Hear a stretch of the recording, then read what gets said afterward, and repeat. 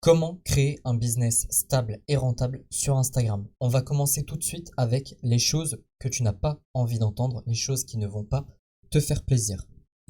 Premier point, tu ne vas pas faire 10 000 € par mois en 3 mois, je te l'assure.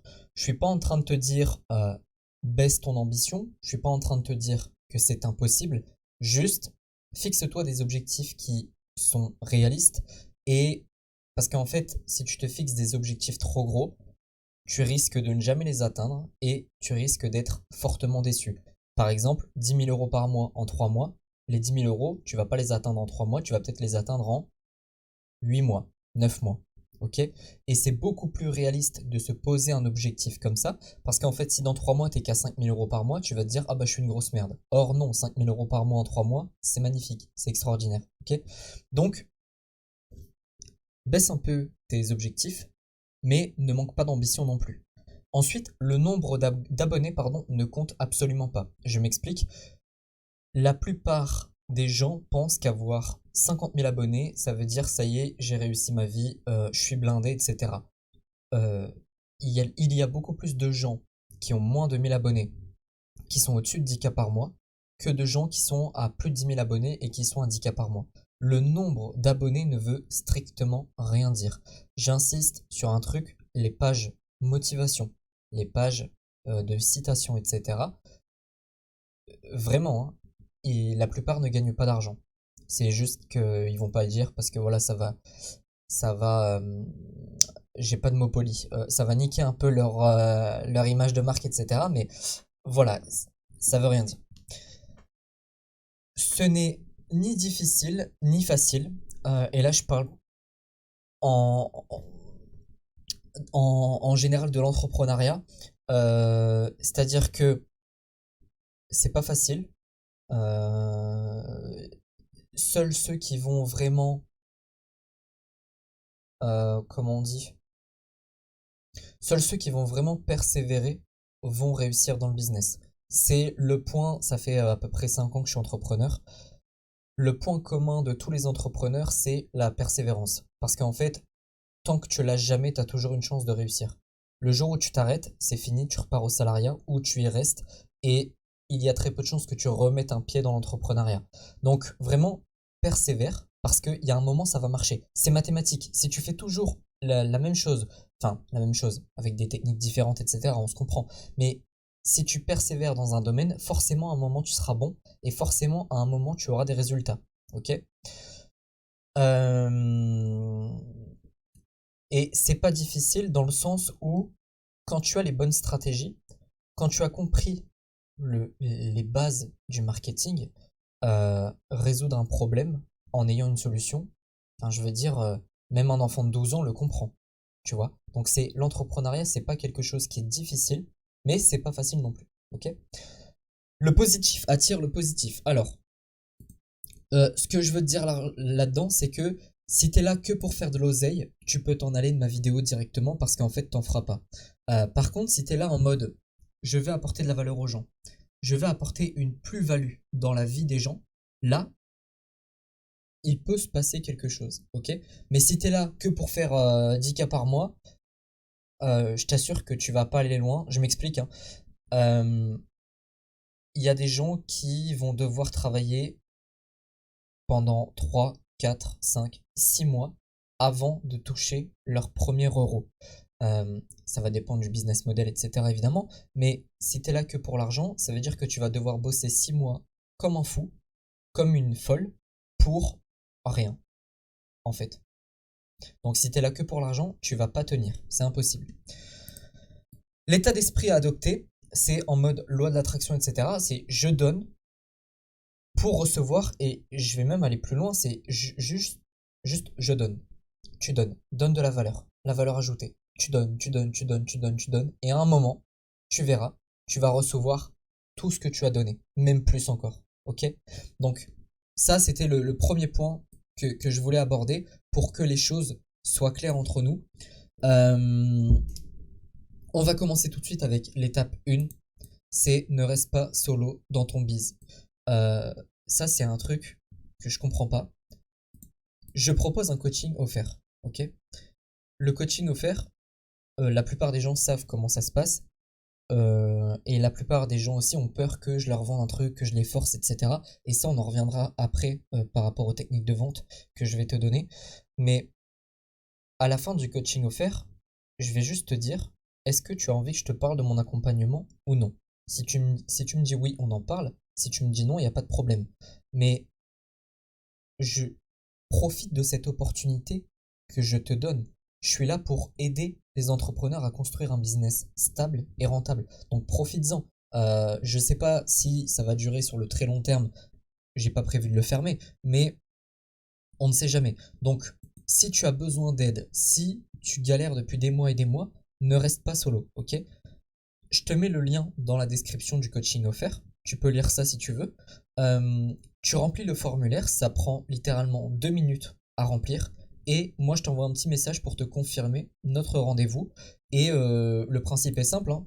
Tu prépares toutes tes questions à l'avance et je réponds à tout, sans filtre, avec le plus de valeur possible. C'est tout. Mon but, c'est vraiment de pouvoir aider le maximum de personnes possible. Tu peux également me rejoindre sur ma page Instagram. Étape numéro 2. Alors, quelles sont tes compétences monétisables? Le terme monétisable est ultra important parce qu'il y en a plein qui ont des bonnes compétences. Malheureusement, elles ne vont servir à rien car elles ne peuvent pas rapporter d'argent. Je m'explique. Si tu sais construire, enfin si tu sais fabriquer plutôt des cuillères en bois, je sais pas pourquoi j'ai toujours donné cet exemple-là. Si tu sais faire ça, des cuillères en bois, enfin je veux dire, le marché n'est pas, tu vois, c'est pas un truc de ouf. Par contre,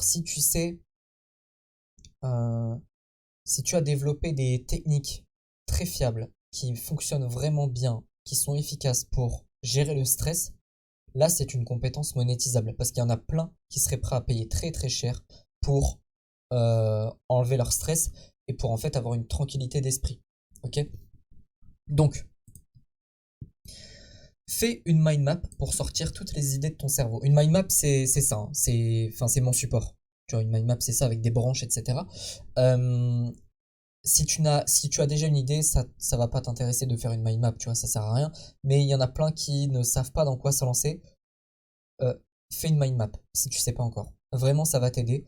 J'utilise le site, tu peux le voir, mindmeister.com et c'est incroyable. Genre, pour vraiment sortir toutes les informations qui sont un peu en bordel dans ton cerveau, ça marche très très bien. Et ça marche pas que pour tes idées de business, tes compétences, ça marche pour tout, vraiment.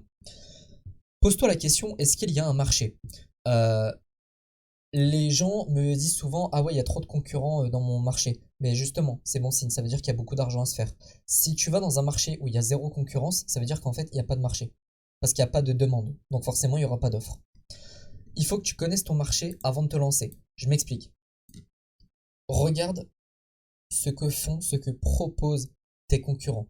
Connais les prix de ton marché parce que tu vas pas faire le même chiffre d'affaires dans un marché où tu peux vendre ton offre à 10 balles que dans un marché où tu peux vendre ton offre à 5000. Ok? Regarde un petit peu la difficulté, c'est-à-dire les barrières à l'entrée. Est-ce qu'il faut avoir des compétences de fou? Je m'explique. Bon, là, c'est un peu hors sujet et mon exemple il est nul, mais tu veux devenir chirurgien, les barrières à l'entrée, c'est 10 ans d'études. Tu vois? Donc voilà, faut faire attention à ça. Et comment te démarquer? Donc regarde un petit peu tous tes concurrents et demande-toi, est-ce que je peux faire quelque chose de différent, non pas dans le contenu, etc., mais dans ma façon d'apporter ce contenu, ces informations pour attirer les prospects. Demande-toi ça. Si tu sais que d'avance tu vas avoir du mal à te démarquer, etc., soit tu réfléchis à comment le faire, soit tu changes de niche. Choisis une compétence qui va résoudre un problème. C'est la base du marketing. C'est-à-dire que si ta compétence ne résout aucun problème, ça ne sert à rien. Tu fais une agence de service après-vente pour les e-commerçants, ça va leur libérer du temps libre, ça va enlever leur stress du SAV. C'est une compétence qui va résoudre un très très gros problème. Ok? Exemple, coach en gestion des émotions. Le problème, gestion des émotions, le mec a du stress, des angoisses, etc. La solution, c'est l'accompagnement du coach avec des techniques que le coach va amener en fait tout simplement. La situation désirée du prospect, c'est savoir gérer ses émotions, savoir se calmer, avoir une vie entre guillemets plus cool. Ok? Et ça, c'est typiquement ça là, ces trois trucs là là. si tu ne sais pas me les noter, euh, c'est que tu pars dans la mauvaise direction. Euh, Tant que t'as pas réussi à noter ça, ne te lance pas. Ok? Tu dois te positionner comme un expert ou une experte de cette compétence. Quelqu'un qui s'y connaît. Oula, la petite faute. Quelqu'un qui s'y connaît en tout ne s'y connaît en rien. N'hésite pas à te. Waouh, je crois que mon mot va pas être français. Te Ah non, te spécialiser, pardon. N'hésite pas à te spécialiser dans un domaine parce que souvent les domaines très très précis, il y a des exceptions, hein, on est d'accord, mais vont rapporter beaucoup beaucoup d'argent. Ok? Ensuite, tu vas devoir créer ton offre. Ah ouais, juste, je finis sur ça. Euh, Pourquoi je dis expert de cette compétence, etc. Si tu t'y connais un petit peu en marketing, tu sais déjà pourquoi euh, les marques de dentifrice, par exemple, vont mettre des médecins dans les publicités. Je pense que tu as déjà remarqué. Je vais pas faire un cours là-dessus. Si tu sais pas pourquoi, renseigne-toi. Mais c'est justement pour donner. Enfin, c'est genre une preuve. Parce que c'est un médecin qui parle de ça, alors le dentifrice est génial. Et toi, tu dois avoir cette casquette de médecin. Tu vois, d'expert qui va résoudre les problématiques de tes prospects. Enfin bref. Euh, Créer ton offre. Alors, ton offre, ça peut être tout et n'importe quoi. Je suis pas là pour te dire fais ça c'est mieux, fais ça c'est mieux. Tu peux vendre du coaching, tu peux vendre des services, tu peux vendre des formations, etc. etc. Le... Si tu as pour idée de vendre des formations, c'est que tu peux être coach en règle générale. Sauf si vraiment tu n'aimes pas le contact humain et que tu sais pas euh, que tu sais pas bien communiquer, etc. Et que du coup tu vas préférer faire des formations. Mais en fait, un coaching, vu que c'est du en général, c'est personnalisé quand tu débutes, c'est du one-to-one. Tu vas pouvoir le vendre très cher. Du coaching, ça se vend très cher. Une formation, va vendre une formation à 3 4 5 000 euros, c'est très compliqué. Et un service, ouais, tu peux le monter très très haut aussi. Le seul truc, voilà, où j'ai envie d'insister, c'est que tu dois vendre cher. Euh, Trouver 10 clients à 100 euros pour faire 1000 euros de chiffre d'affaires, c'est 10 fois plus compliqué que de trouver un client à 1000 euros. Si t'as pas compris ma phrase, tu remets en arrière, tu réécoutes, tu peux même noter la phrase parce que vraiment, cette phrase-là, tu dois la connaître par cœur. Et c'est pas un truc où tu peux me contredire, c'est juste une vérité. Et je dis pas ça parce que j'ai un ego surdimensionné, je dis ça parce que c'est la vérité. Euh, Étape numéro 3, ta cible. Alors là c'est le moment chiant. Mais ne zappe pas ce moment parce que la plupart des gens, pourquoi ils n'arrivent pas à faire du putain de chiffre d'affaires? Oula, pardon, je m'emporte, je dis des gros mots. C'est parce qu'ils ne connaissent pas leur cible. C'est un truc de fou. Les gens disent ah oui, tiens, il a 40 ans, c'est une femme, 40 ans, nan nan nan. Bullshit, bullshit. On va en parler. Euh, En fait, donc j'ai marqué c'est chiant, mais tu dois la connaître parfaitement, sinon ton business est mort et c'est la vérité. Et le truc, c'est que, admettons que tu vends une offre de coaching, ok? T'es coach sportif, tu aides les gens à perdre du poids, nanana. Et ben, tu as ton offre principale, mais en fait, en fonction de chaque prospect que tu as devant toi, tu pourras personnaliser cette offre. C'est-à-dire que si ton accompagnement, tu te dis, voilà, c'est 6 mois d'accompagnement, et que tu vois que la personne, tu peux la coacher en 5 et lui faire perdre, je dis une bêtise, hein, 6 kilos, propose-lui cette offre-là, tu vois. Tu t'adaptes en fonction de ton prospect. Mais le problème, c'est que si la base est mauvaise, ton offre ne va correspondre à personne. Ok? Donc il faut faire très attention à ça. Voilà, offre principale adaptée à 99%. Et ensuite, les 1%, c'est à toi d'ajuster, tu vois. Qui sont tes prospects qualifiés? Enfin, plutôt, qui est ton client? Le sexe, c'est important parce que tu parles pas de la même façon à une femme qu'à un homme, c'est logique. L'âge ne me dit pas oh 35 ans, non, il y a une fourchette en général. Tu vois, moi en général, ça va être des gens plutôt entre 18 et 40 ans, tu vois.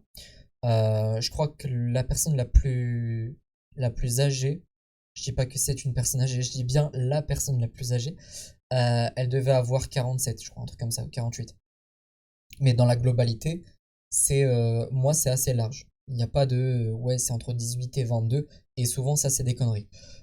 Situation familiale, c'est important parce que tu vas devoir t'adapter à la personne. C'est-à-dire que une personne de 20 ans n'aura pas le même temps libre qu'une personne de 30 ans. Ok? Entre 20 et 30 ans, ça paraît peu, mais 20 ans, en général, la personne n'a pas encore d'habitation et encore chez ses parents, etc. Pas de responsabilité. 30 ans, t'as une maison, t'as peut-être une femme, t'as peut-être un chien, t'as peut-être un enfant, etc. Donc c'est pas du tout, tu vas pas pouvoir mettre par exemple le même nombre d'heures de coaching à une personne de 30 ou de 20 ans. Les revenus, euh, bah logique, une personne de 18 ans, elle va jamais claquer 5 000 € dans un coaching. Sauf si c'est un entrepreneur par exemple, mais ça c'est une exception. Donc il faut que tu connaisses ces 4 points-là. Quelles sont leurs problématiques, leurs besoins? C'est logique, si tu connais pas bien, mais ça c'est vraiment, connais les problèmes de tes prospects sur le bout des doigts. Vraiment, c'est indispensable. Et pour ça, va leur parler. C'est le seul moyen de connaître ces problématiques. Parce que si tu ne les connais pas, ton offre ne sera pas adaptée. D'accord? Il faut faire très attention à ça. Et ensuite, le comportement d'achat. Est-ce que ça va être des gens plutôt qui...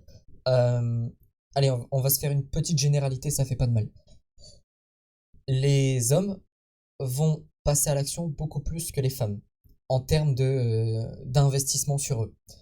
Un homme, en général, et je dis ça par expérience, hein, euh, va prendre franchement moins de 24 heures pour réfléchir. Une femme, Enfin, j'ai rarement eu des femmes qui ont pris une décision en moins de 24 heures. Ok? Donc ça, il faut le connaître aussi pour ajuster ton discours quand tu seras en appel de vente. Étape numéro 4, création de contenu. Donc là, on est d'accord, hein. On connaît les problèmes du prospect. On a fait une offre. On a trouvé les compétences monétisables, etc. On connaît le marché. Tu as fait la mind map, etc. Tu as réservé ton petit coaching offert pour que je puisse t'aider. Là, normalement, on a déjà des bonnes bases. D'accord?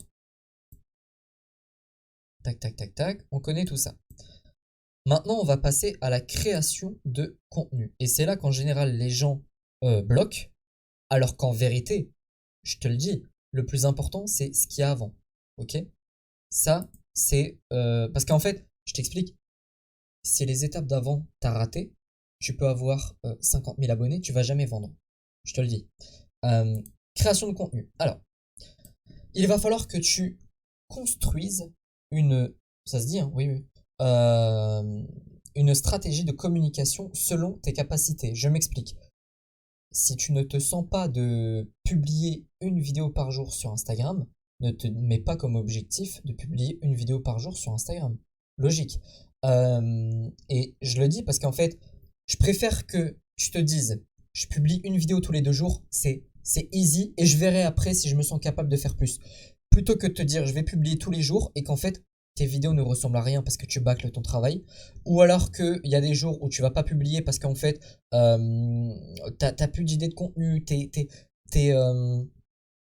dépassé en fait par la charge de travail qu'il y a. Donc vraiment, fixe-toi des objectifs réalistes. C'est comme le chiffre d'affaires. Euh, Combien de publications par semaine tu es capable de faire? L'idéal étant une par jour. Euh, c'est mon avis, on peut le débattre. Mais moi, je pars du principe que quand les gens qui sont déjà bien en place, qui ont déjà un business qui tourne, etc., etc., et que ces personnes-là font une publication par jour, faut peut-être penser à s'aligner. C'est le truc le plus intelligent à faire selon moi. C'est quoi l'objectif? Alors, est-ce que tu veux attirer de nouveaux abonnés, créer un lien de confiance ou vendre? Les trois là, c'est des contenus totalement différents. Chaque contenu doit avoir un but bien précis. Je viens de le dire, c'est un format différent. Exemple, tu veux attirer de nouveaux abonnés, tu vas devoir faire du contenu où tu vas éduquer les gens, ou alors du contenu motivation. Attention, avec le contenu motivation, on peut attirer beaucoup de touristes, donc attention à ne pas se disperser. Si tu veux créer un lien de confiance, tu peux éventuellement faire des réels où tu parles de toi, de ta vie, de tes expériences, etc., etc.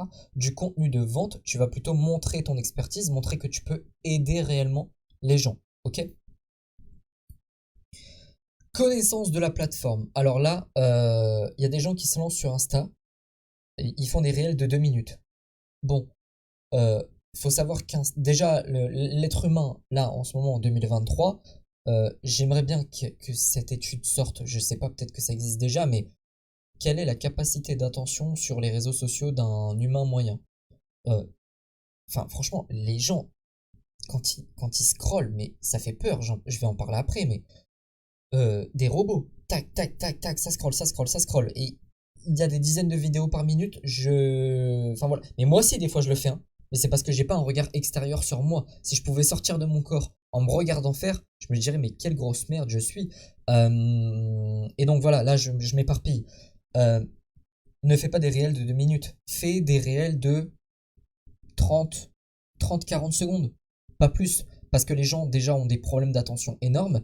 Et en plus, enfin, quand tu fais un réel de 2 minutes, ça veut dire que tu débites pas beaucoup. Si tu débites pas beaucoup et que tu n'envoies pas beaucoup d'informations à la personne par minute, enfin par seconde du coup, euh, la personne va se tailler. Ok, il faut vraiment capter l'attention au maximum tout le long de la vidéo.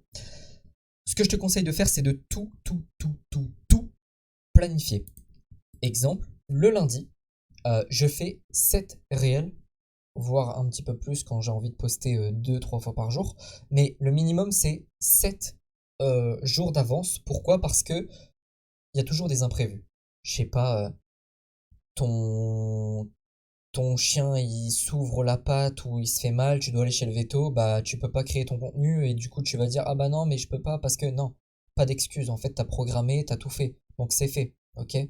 Euh, Programme tout. C'est comme les gens qui font de la muscu. C'est beaucoup plus simple de faire tous tes repas en un jour et ensuite de piocher dans le frigo que de faire tes repas à chaque fois. Mes yeux ils commencent à pleurer à cause de la lumière. Il va falloir vraiment que je trouve une solution parce que toutes mes vidéos je vais pleurer. Euh, c'est plus facile de prendre tes repas dans le frigo comme ça, c'est un gain de temps phénoménal. Et en plus, pour ce qui est du business, tu vas pouvoir te concentrer sur ce qui est vraiment. Alors, pas ce qui est vraiment important parce que la création de contenu c'est important, mais par exemple la prospection c'est beaucoup plus important que la création de contenu. Désolé, il y a des gens qui vont pas être d'accord avec moi, mais c'est pas grave. Et du coup, tu vas pouvoir te concentrer sur ça plutôt que de créer du contenu chaque jour, etc., etc. Et cetera. Et en plus, tu peux, par exemple, tu te dis, voilà, je sais pas, admettons, tu travailles pas le week-end. Le vendredi, je fais tous mes scripts de vidéo. T'as un petit carnet, tu fais tous tes scripts de vidéo. Et le lundi, tu tournes tout. Et au moins, t'es tranquille. Ok? Fais-toi une routine journalière. Alors, euh, moi, j'ai. Oh merde, j'ai touché le câble de ma caméra. Ok, j'ai préféré couper et redémarrer parce que j'ai touché le câble de ma caméra sans faire exprès. La dernière fois que j'ai fait ça, mon corps est resté figé, j'ai dû recommencer toute ma vidéo. Euh, donc moi j'ai essayé plein de choses pour faire des to-do list. J'ai essayé tous les outils du monde. Ce qui marche le mieux, c'est un carnet. Un carnet, un stylo, un fluo. Tu te dis, moi c'est comme ça que je fonctionne, hein. Je marque, checker les statistiques, mail, deux points, le sujet de mon mail. Story, deux points, le sujet de ma story, etc. etc. Et en fait, tu postes tout. Enfin, tu postes tout, pardon. Tu notes tout et au fur et à mesure de ta journée, hop, tu fliotes, hop, tu fliotes, hop, tu fliotes. Ok? C'est tout ce que tu as à faire pour être productif. Ok? Donc, euh, on se recentre. Donc, programme ton contenu, fais-toi à l'avance, tu vas être tranquille, tu pourras te concentrer sur ce qui est vraiment important. Les idées de contenu, à peu près au bout, c'est une estimation que j'ai faite par rapport à mes élèves, etc. Au bout d'un mois, t'auras plus rien, t'auras plus aucune idée en tête, tu vas te dire putain, mais qu'est-ce que je fais? Pourquoi? Parce qu'en fait, tout simplement, au début de ton business, tu vas créer du contenu avec ton imagination, avec ton cerveau, etc. Sauf qu'au bout d'un mois, tu vas être à sec. Et en fait, c'est une passade, ça va durer peut-être une semaine, 2 semaines, et ça va plus jamais t'arriver de ta vie parce que tu vas mettre en place la veille concurrentielle.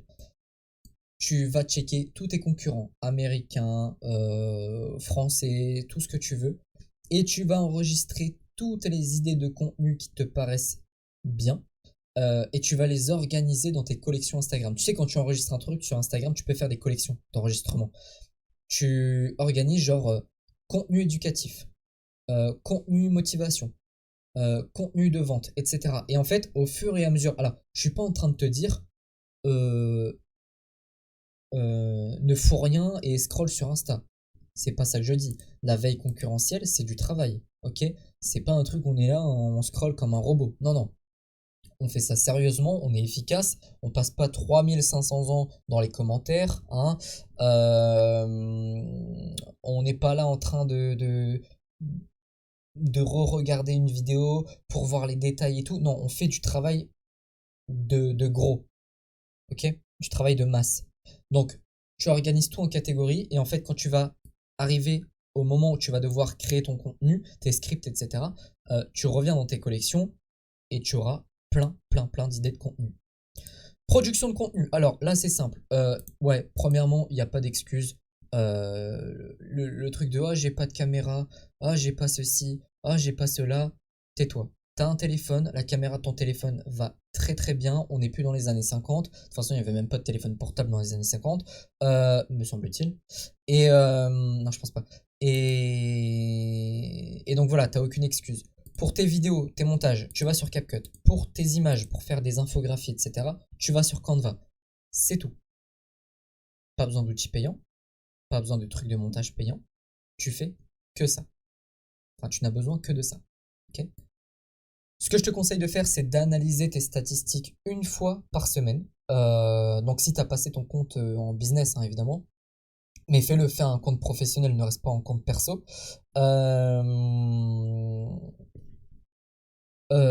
Tu as du coup le bouton statistique et tout, et tu regardes ce qui marche le mieux, ce qui a moins bien marché, ce que tu peux refaire, améliorer, ou éventuellement reposter. Ça, c'est aussi intéressant de faire ça. C'est que, admettons, tu as fait 2 mois de contenu, tu es en train de faire ton contenu pour ta semaine, etc. Tu te dis, tiens, là, j'en ai marre, je sais pas, je suis fatigué, j'ai fait 6 contenus.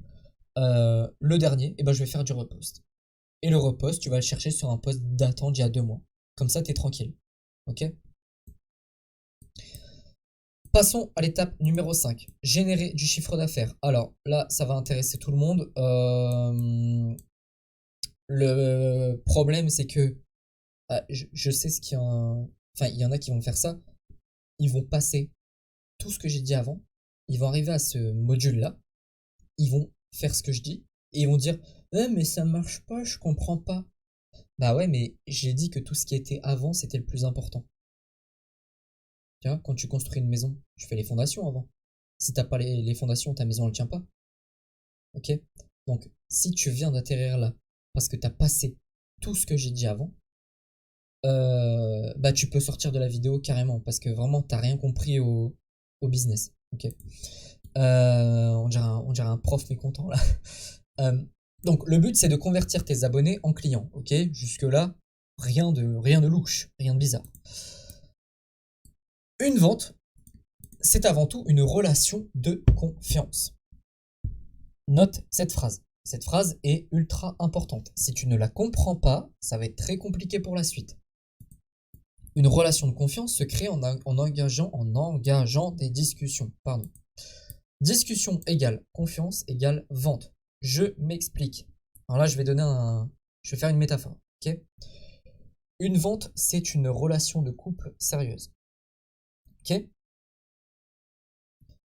Avant d'être avec ton amoureuse ou ton amoureux et que ce soit sérieux, c'est un vrai couple, tu vois. C'est pas un coup d'un soir, hein.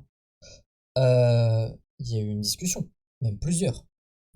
Il y a eu des moments de rigolade. Il y a eu une confiance qui s'est créée, un lien de confiance, une relation de confiance qui a mené au couple.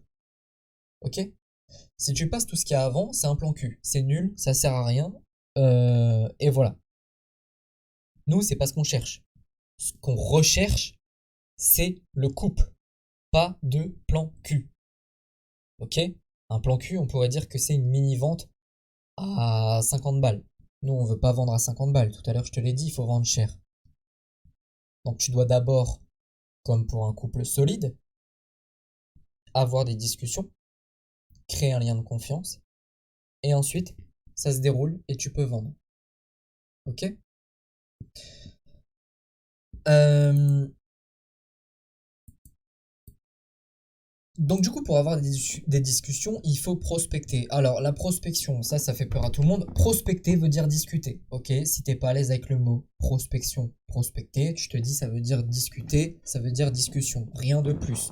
Je te conseille d'aller contacter 10-15 abonnés par jour, c'est un très bon rythme, c'est très bien, très très bien.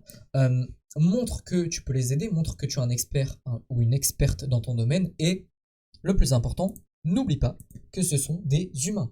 Quand je vois les gens qui prospectent, mais putain, j'ai envie de vous mettre des baffes dans la tête, ma parole. Vous envoyez des messages, enfin, y a aucune question, y a rien, c'est genre, coucou, je vends des services, donc voilà, si t'es intéressé, bah n'hésite pas à me renvoyer un message. Mais putain, mais on s'en fout. Tout le monde s'en fout, on lit même pas vos messages. Ok? On fait supprimer. Donc, comment... Oh, j'ai une bonne question, tiens. Euh, à quoi toi tu répondrais?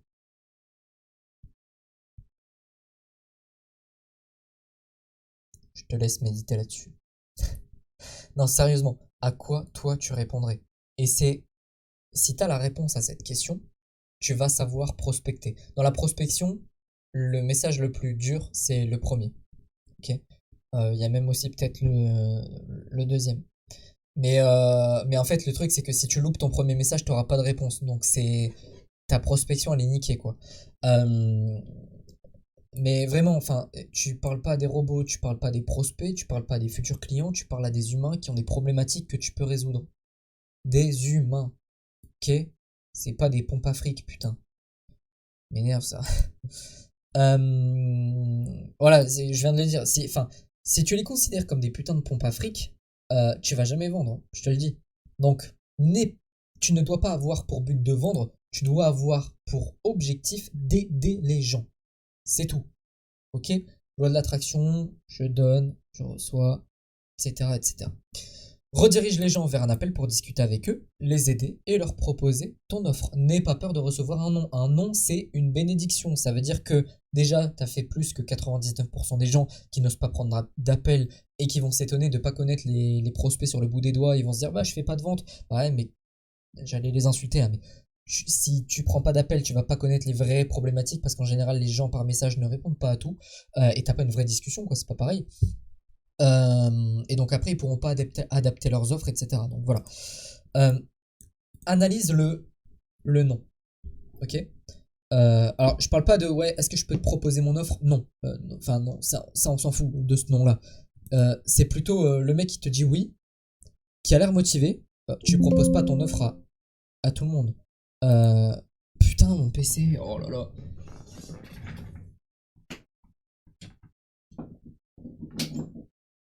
Hop, j'ai fait bouger mon fond vert et tout, c'est pas grave.